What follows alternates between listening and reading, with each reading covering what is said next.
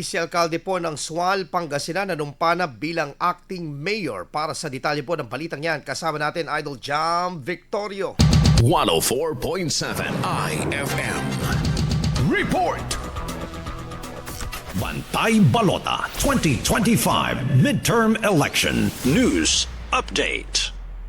Nanumpa na bilang acting mayor si Sual Vice Mayor Arcinue matapos ang umano'y suspensyon ni Mayor Dong Calugay mula sa Ombudsman. Sa isang presscon, iginiit naman ng kampo ni Calugay na invalid at walang basehan ang minadali umanong oath-taking ni Arcinue. Saad ang mga abogado ng Alkalde, protektado ng RA 11059 at Omnibus Election Code ang opisyal, bilang COMELEC ang may blanket authority habang umiiral ang election period kahit pa may imposition ng Ombudsman sa naturang kautusan. Kahaling tulad ng pagpapatupad ng gun ban at iba pang resolusyon tuwing election period, COMELEC umano ang may kapangyarihan kabilang sa pagpapatupad ng suspensyon. Dagdag ng mga ito, posibleng peke at hindi dumaan sa tamang proseso ang inihaing suspension order ng DILG dahil walang dry seal ng opisina ng kalihim ang naturang dokumento bukod pa sa walang formal na papel na natanggap ang alkalde. Sakali umano magpumilit ang kampo ng Bise alkalde matapos ang kanyang panunumpa bilang acting mayor, ito umano ay malinaw na paglabag sa Omnibus Election Code ng bansa. Base sa naturang suspension order mula sa Ombudsman, hinatulan ng 3 buwan na suspensyon si Mayor Dong Calugay at isang empleyado matapos mahatulang guilty sa kasong simple misconduct sa pag-aproba ng operasyon ng ilang fish cages sa bayan. Kasama mo mula dito sa IFM Digubana. Ito si Idol Jam Victorio. Tatak,